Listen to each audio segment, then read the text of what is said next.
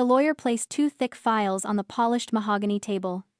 "This one," he said, tapping the first, "is your freedom, your tuition, your housing, your life back."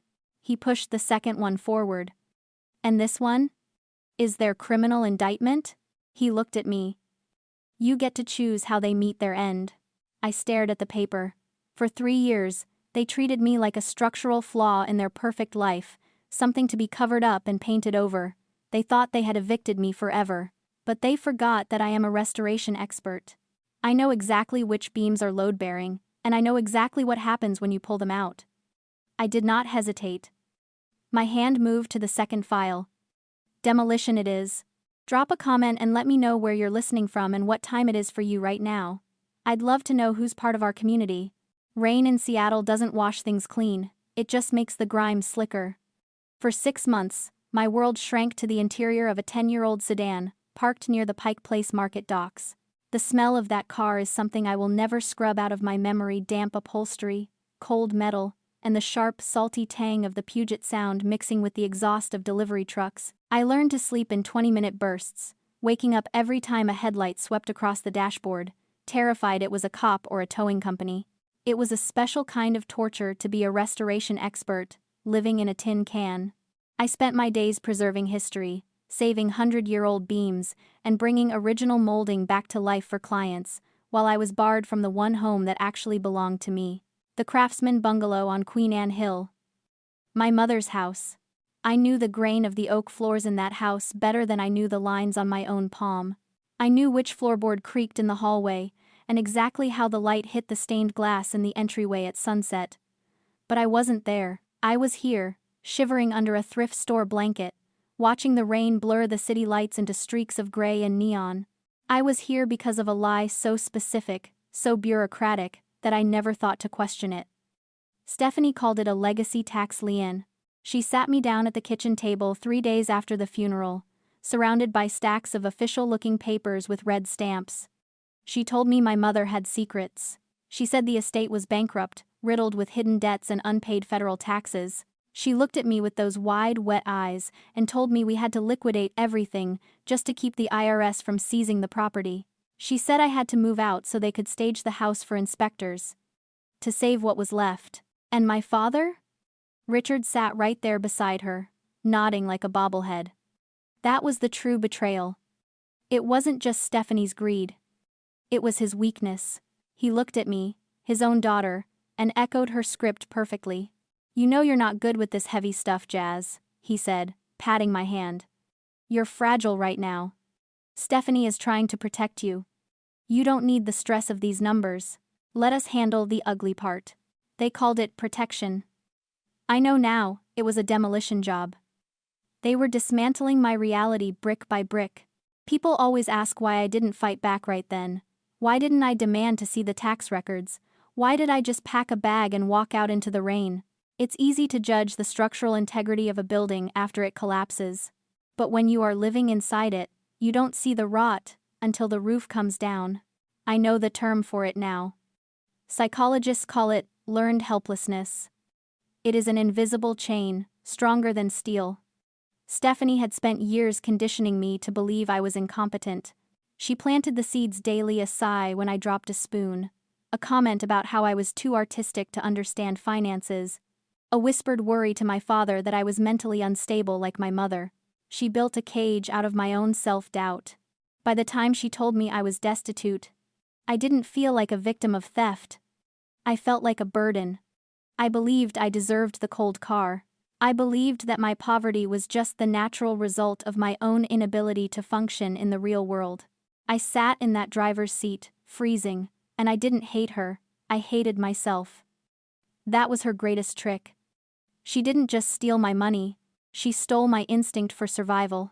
The 5 a.m. shift at a coffee shop isn't a job, it's a blur of steam, burnt milk, and forced smiles. I was a machine made of caffeine and exhaustion. My hands moved on autopilot: grind, tamp, pull, pour. I didn't look at faces.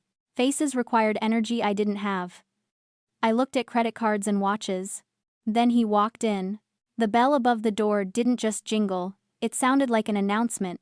He took up space in a way that people from my world didn't. He wore a charcoal wool coat that probably cost more than my entire stolen inheritance. And he stood with the posture of a man who builds skylines for a living. George Sterling. My grandfather. The industrial shipping tycoon who hadn't spoken to my father in 10 years because of a petty feud over a business loan. I froze. My hand hovered over the espresso machine. He didn't recognize me. Why would he? The last time he saw me, I was 15 and wearing a private school uniform. Now I was 25, gaunt, with dark circles under my eyes that no amount of concealer could hide, wearing a stained apron. "Black coffee?" he said. His voice was a low rumble, like a ship engine idling. I served him. I didn't say a word. I was terrified that if I spoke, the illusion of my anonymity would shatter. He took the cup. Then he stopped. His eyes dropped to my chest. Not in a creepy way, but with the laser focus of an auditor finding an error in a ledger. He was reading my name tag. "Jasmine," he said. It wasn't a question. It was a calibration. He looked at my face, really looked at me, searching for traces of his daughter. I saw the recognition hit him like a physical blow. But he didn't make a scene. He didn't leap over the counter. He reached into his wallet, pulled out a crisp $100 bill, and slid it into the tip jar. "Keep the change," he said. He turned and walked out. I stared at the bill. To him, it was a piece of paper. To me, it was 2 weeks of food. It was gas for the heater. It was survival. I didn't cry. I pocketed it. I thought that was it. I thought he was just another ghost from my past, paying a toll and moving on. I was wrong. At noon, when I clocked out, a sleek black town car was idling at the curb. The window rolled down. "Get in," he said. I hesitated. My instinct was to run. But something in his voice, the command, the absolute certainty stopped me. I got in. The car smelled like rich leather and silence. "Where do you live?" he asked. "I have a place near the market," I lied. It was the same lie I told everyone. "Show me." I tried to direct him to a generic apartment complex, but he saw through me. He looked at my bag, the way I clutched it like it contained my whole life, because it did. He looked at my hands, red and chapped from the cold. "Take me to where you sleep, Jasmine, now." I directed him to the docks. When we pulled up next to my 10-year-old sedan, covered in grime and wet leaves, the silence in the town car became suffocating. He got out. He walked over to my car and peered through the window. He saw the pile of blankets in the back seat. He saw the fogged-up windows. He saw the half-eaten protein bar on the dashboard. He stood there for a long time, the rain beating on his expensive coat. When he turned back to me, his face was gray. The imposing tycoon was gone. In his place was a man looking at a wreckage he had failed to prevent. "Get your things," he said. His voice was shaking. "You are done here." I didn't argue. I didn't ask where we were going. I grabbed my bag. I left the car. I left the cold. And for the first time in 6 months, I stopped shivering. A shower shouldn't feel like a religious experience, but when you haven't felt clean water on your skin for 3 days, it changes you. I stood under the spray in the guest suite of George's estate until the water ran cold, scrubbing away the smell of the car, the docks, and the shame. I watched the gray water swirl down the drain, taking the victim version of me with it. When I stepped out, wrapped in a towel that cost more than my monthly food budget, I wasn't just clean, I was blank. A blank slate, ready to be written on. I found George in his study. It was a room built for decisions, floor-to-ceiling bookshelves, leather chairs that smelled like old money, and a desk that looked like a fortress. He didn't look up when I entered. He was staring at a file, his jaw set in a line of granite. "Sit," he said. I sat. He slid a piece of paper across the desk. It wasn't a check. It was a bank statement. "Stephanie told you the trust was empty?" he asked. "She said there were tax liens. She said the estate was bankrupt. There were no liens. And the trust wasn't empty."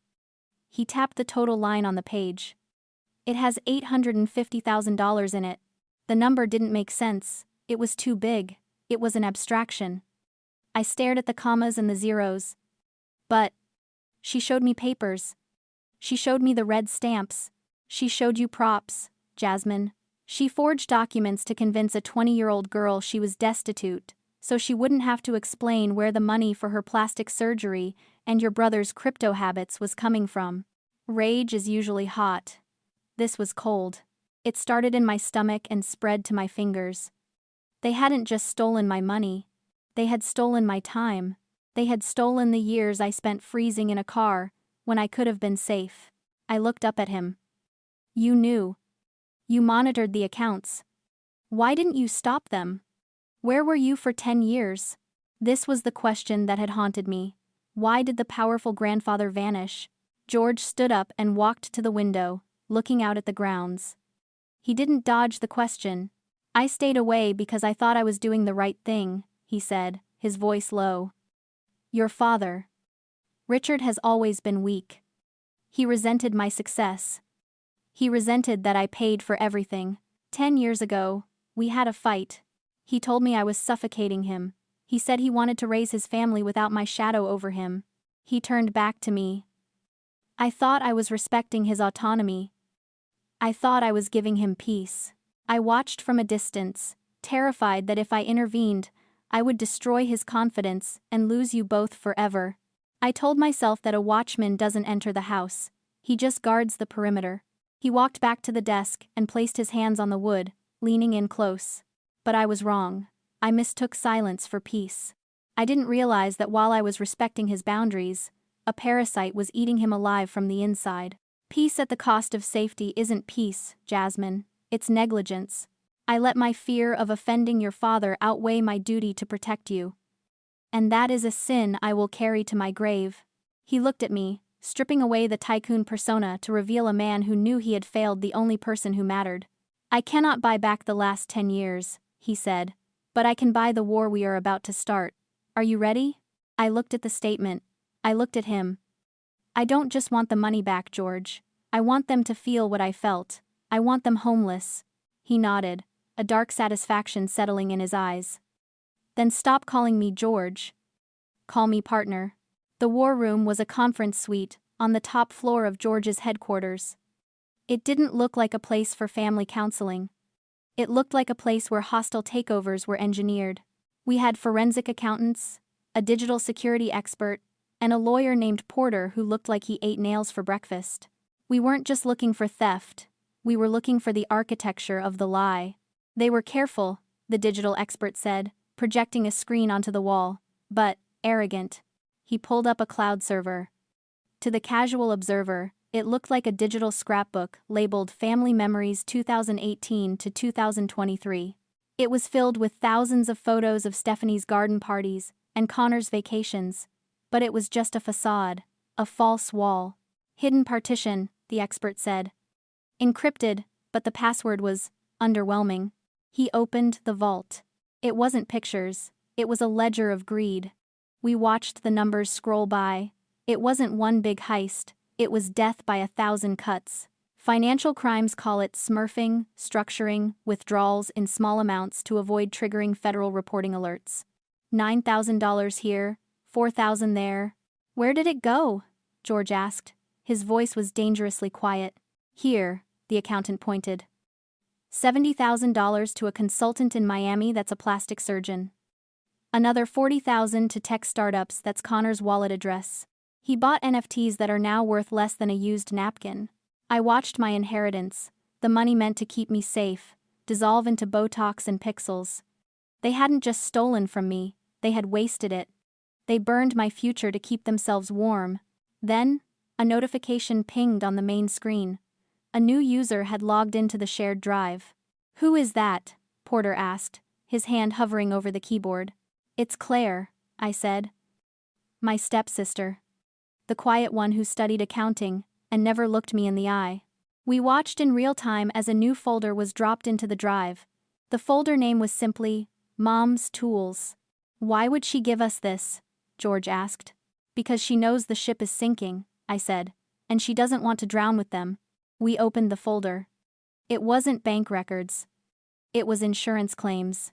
3 years ago, Stephanie had filed a claim stating that my mother's collection of vintage architectural tools, hand planes, brass calipers, rare drafting instruments, had been destroyed in a basement flood. She collected a payout of $65,000. But the next file in the folder was a receipt. A bill of sale dated 2 months after the alleged flood. Stephanie hadn't thrown them away. She had sold them to a private collector in San Francisco for cash. George stood up. He walked to the screen and touched the image of a brass sextant that had belonged to his father. "She sold them," he whispered. "She sold my history." Porter smiled, but it wasn't a nice smile. "This isn't just theft anymore, Jasmine. This is wire fraud. It's insurance fraud. It's federal."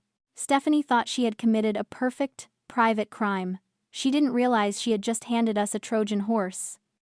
She had invited federal agents into her life the moment she cashed that insurance check. "Do we call the police?" I asked. "No," George said, turning back to the table. "Not yet. We let them think they've won. We let them walk into the trap." Porter's conference room was designed to intimidate. It was a glass box suspended 40 floors above the city, stripping away any place to hide. We sat on one side of the granite table. Me, George, and Porter. On the other side, 2 empty chairs waited. They arrived 10 minutes late. It was a power move, or at least, they thought it was. Stephanie walked in first. She was wearing a cream cashmere coat and carrying a designer handbag that I recognized from the forensic accounting report purchased 3 weeks ago for $4,000. "My money." Connor trailed behind her, looking bored, tapping away on his phone. He wore a watch that cost more than my college tuition. They didn't look like people facing a reckoning. They looked like royalty inconvenienced by a parking ticket. "George," Stephanie said, her voice dripping with that familiar, poisonous sweetness. She reached out a hand, ignoring me entirely. "It's been so long. I wish we were meeting under better circumstances, but you know how Jasmine gets. She's always been dramatic." She was doing it, right here, in front of the evidence. She was trying to gaslight the man whose money she had stolen. George didn't take her hand. He didn't even blink. He just stared at her until she pulled her hand back, her smile faltering for a fraction of a second. "Sit down," Porter said. They sat. Stephanie adjusted her coat, looking around the room with a practiced air of confusion. "I don't understand why we need all this formality. Richard and I were just trying to protect the assets. Jasmine wasn't in a place to handle that kind of responsibility. We were going to give it back once she stabilized."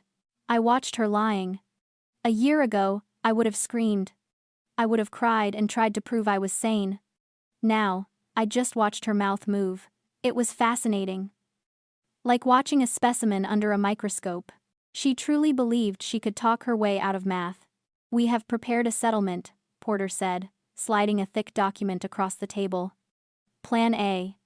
You return the remaining assets. You resign as executor. You sign a confession of judgment. In exchange, we do not file immediate criminal charges." Stephanie picked up the pen. She didn't even read the document. She glanced at Connor. A quick, conspiratorial look that I caught. They thought this was the escape hatch. They thought they could sign this piece of paper, walk out the door, and then drain the hidden crypto wallets before we could touch them. They thought they were smarter than us. "Fine," she sighed, signing her name with a flourish. "If this is what it takes to get peace." Connor signed next, smirking at me. "Whatever. Can we go now?" "You may go," George said. His voice was soft, terrifyingly so. They stood up.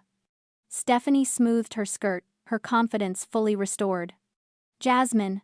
Honey," she said, looking at me with pity. "I hope you find the help you need." They walked out. The door clicked shut. Silence filled the room. "Wait for it," Porter said, checking his watch. 1 minute. 2 minutes. Then, the large screen on the wall lit up. It was the Sentinel interface. A red alert bar flashed across the top. "Unauthorized transfer attempt detected. Source: the vault. Partition C amount: $50,000 destination. Wallet address redacted. Cayman Islands status: blocked. Flag 99. He didn't even wait to get to the elevator," George said, shaking his head. Connor had tried to move the money the second he thought he was in the clear, but he didn't know we had tagged every single digital asset they controlled. Then, a second window popped up. The compromised family cloud account. An audio file had just been uploaded, a voice note sent from Connor to Stephanie. Porter pressed play. "Mom, I signed the stupid paper.